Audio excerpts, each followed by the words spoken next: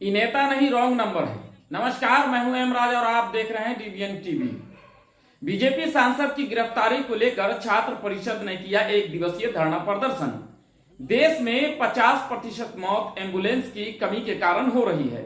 अब ऐसे में जब जाप सुप्रीमो को इस बात की भनक लगी कि एक बीजेपी सांसद अपने आवासीय कार्यालय में एम्बुलेंस को ढककर रखे हैं, तो फिर पप्पू यादव कहां चुप बैठने वाले थे। बीते 7 मई को जाप सुप्रीमो पप्पू यादव ने छपरा सांसद राजीव प्रताप रूडी के आवास पर हल्ला बोल दिया।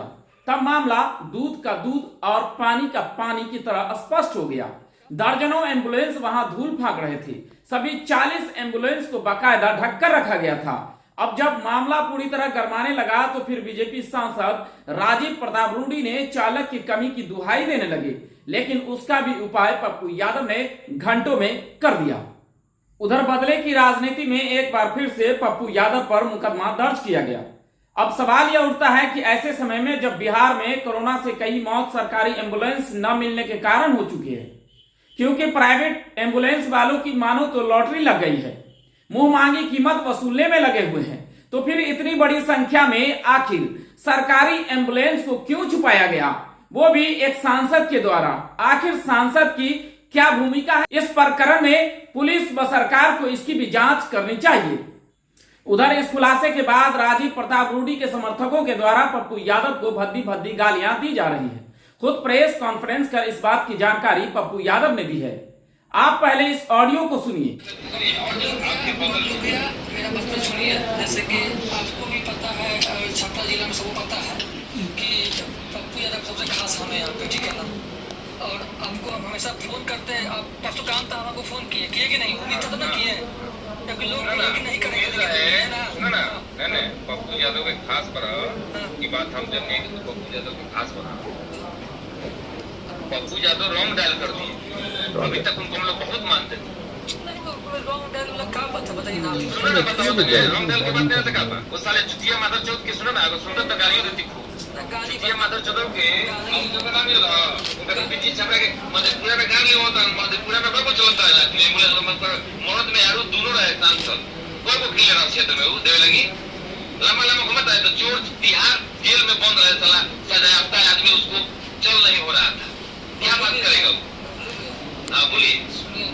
हाँ बोला ना, और क्या? अरे गाली देंगे, खूब गाली देंगे उसको। हम नहीं सुनेंगे, आप दीजिए कर देना। हाँ मत दीजिए, मेरे सामने मत दीजिए। हाँ ना, सुना देखो बात जान लो, बोलिए ना।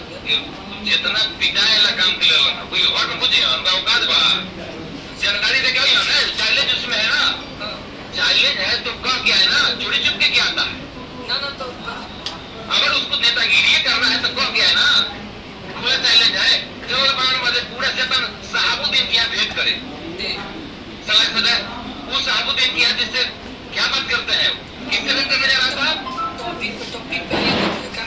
दोस्ती की बात कर रहे हैं ना, खास बनेगा ना सबसे बड़ी बात नहीं, आपको फोन नहीं करते, आपको फोन नहीं करते। नहीं, सुनिए, आपको बताते हैं। आप ये इसका फोटो देख लीजिए।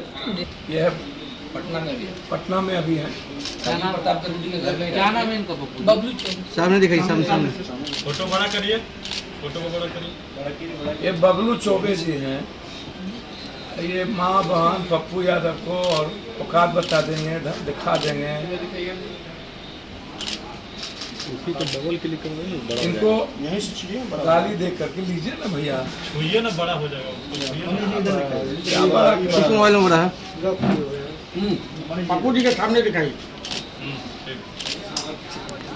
अब ये सब सामने देखिए। अब इनके तरफ हमारे लोग माँ बहन तो नहीं करेंगे, आगे नहीं जाएंगे। हमारे माँ बहन को गाली देने से एम्बुलेंस मिल जाए। अब इनको क्या धमकी दिया, आज रूडी जी के दामाद ने इनको क्या लिखा है वो दिखाई। संभल के रहिए, अपने दामाद अभी मैसेज किया है, हिसाब से रहिए अपने।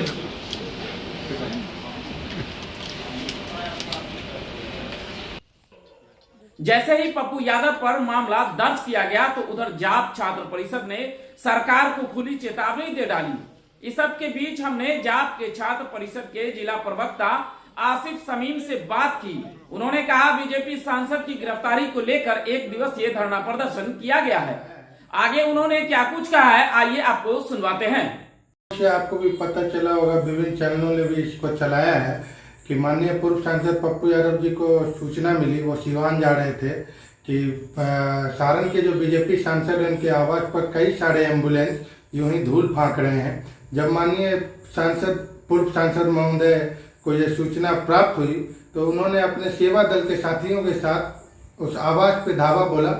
वहाँ दर्जनों एम्बुलेंस, 40-50 की संख्या में एम्बुलेंस वहाँ पड़े थे।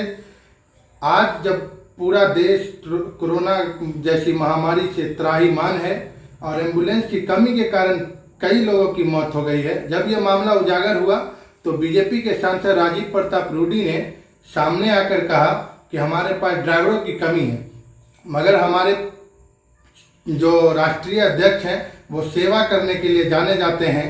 उन्होंने पप्पू यादव जी को चैलेंज किया कि आप छपरा में राजनीति न करें, मधेपुरा में राजनीति करें। मैं राजीव प्रताप रूडी जी को बोल देना चाहता हूं कि पप्पू यादव जी पूरे बिहार के जन सेवक हैं, जन के नेता हैं। वो सेवा के लिए जाने जाते हैं। उन्होंने 40 एम्बुलेंस के ड्राइवरों की फौज खड़ी कर दी है। आप जब चाहिए उन ड्राइवरों को बुला लीजिए। और आपके समर्थकों द्वारा जो हमारे राष्ट्रीय अध्यक्ष को भद्दी गालियां दी जा रही है और जान से मारने की धमकी दी जा रही है, तो रूडी जी याद रखिएगा, हम जन अधिकार छात्र परिषद के संघर्षशील जितने भी साथी हैं वो चुप बैठने वाले नहीं हैं। आपसे आपकी ईंट से ईंट बजा देंगे। अगर हम कलम पकड़ना जानते हैं हम छात्र नौजवान, तो हम अपने राष्ट्रीय अध्यक्ष की जान की हिफाजत के लिए बंदूक और गोली भी संभालना जानते हैं। इसलिए रूडी जी अपने समर्थकों से कहिए कि इज्जत से पेश आए और आप नैतिकता के आधार पर, क्योंकि आपने कई सारी जानों की जिम्मेदार हैं, आप कई सारी मौतें हुई हैं, इन सब के आधार पर आप नैतिकता स्वीकार करते हुए नैतिकता के आधार पर इस्तीफा दीजिए। और अविलंब सरकार से हम मांग करते हैं कि रूडी जी के समर्थक जो पप्पू यादव को भद्दी गालियां दे रहे हैं, जान से मारने की धमकी दे रहे हैं, उनको भी गिरफ्तार किया जाए, वरना जन अधिकार छात्र परिषद पूरे बिहार में उग्र आंदोलन करेगी और इसके जो भी दुष्परिणाम होंगे उसकी जिम्मेदार केवल और केवल बिहार की निकम्मी सरकार होगी। क्योंकि ये एम्बुलेंस चोर को गद्दी हर हाल में छोड़ना पड़ेगा। गद्दी पे बैठकर एम्बुलेंस चोरी करते हैं। रूडी जी आपको शर्म करना चाहिए।